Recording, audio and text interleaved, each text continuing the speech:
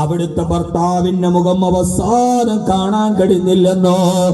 ഇതൊക്കെ ഈ പ്രിയപ്പെട്ട തലമുറക്ക് മനസ്സിലാകുമോ എന്ന് എനിക്കറിയില്ല. ആയിഷ റളിയല്ലാഹു അൻഹയുടെ മറുപടി എങ്ങനെ കാണാനാണ്?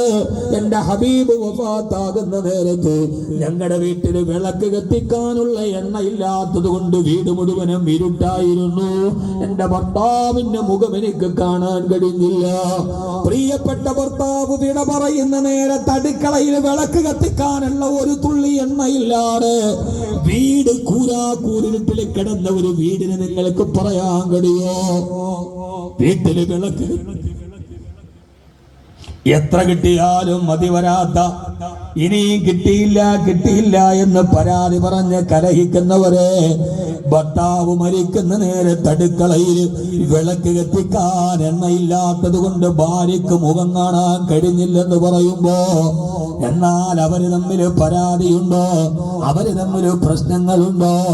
ഹബീബായ നബി സല്ലല്ലാഹു അലൈഹി വസല്ലമയെ റൗളാ ശരീഫിൽ ഖബറടക്കിയിട്ട് കൂട്ടുകാർ വന്നിട്ട് തച്ചു കുടിലില് കണ്ണീരിൽ കുതിർന്ന ആയിഷ ബീവിയോട് ചോദിക്കുന്നുണ്ട്, ആയിഷ, നിങ്ങളുടെ ഭർത്താവിനെ കുറിച്ചുള്ള നിങ്ങളുടെ അഭിപ്രായം എന്താണ്? പട്ടിണിയായിരുന്നു, ഒരു നേരത്തെ ഭക്ഷണമില്ലായിരുന്നു, ആ മനുഷ്യൻ എന്നെ കഷ്ടപ്പെടുത്തിയിരുന്നു. ഇല്ല. റൗളാ ശരീഫിൽ ഖബറടക്കിയ ഭർത്താവിന്റെ ഖബർ നോക്കിയിട്ട് കാന ഖുലുഖുഹു അൽ ഖുർആൻ, എന്റെ ഭർത്താവ് ഖുർആൻ പറഞ്ഞ ഭർത്താവായിരുന്നു. സ്നേഹം തന്ന, കരുതൽ തന്ന, ചേർത്തു പിടിച്ച, കൂടെ നടത്തിയ എന്റെ പ്രിയപ്പെട്ട ഹബീബ് എന്ന് പൊട്ടിക്കരയുമ്പോ, തങ്ങളെ സ്വർഗമാവാൻ മുഗൾ രാജവംശത്തിന്റെ ശില്പചാതുരിയെ തോൽപ്പിക്കുന്ന കോൺക്രീറ്റ് സൗധം വേണ്ട, ചോർന്നരിക്കുന്ന പഞ്ചായത്തിൽ നിന്ന് കിട്ടിയ വീട്ടിലാണെങ്കിലും ഭാര്യയും ഭർത്താവും കിടക്കുന്നത് എവിടെയോ അവിടെ നമുക്ക് സ്വർഗമാക്കാൻ കഴിയണം.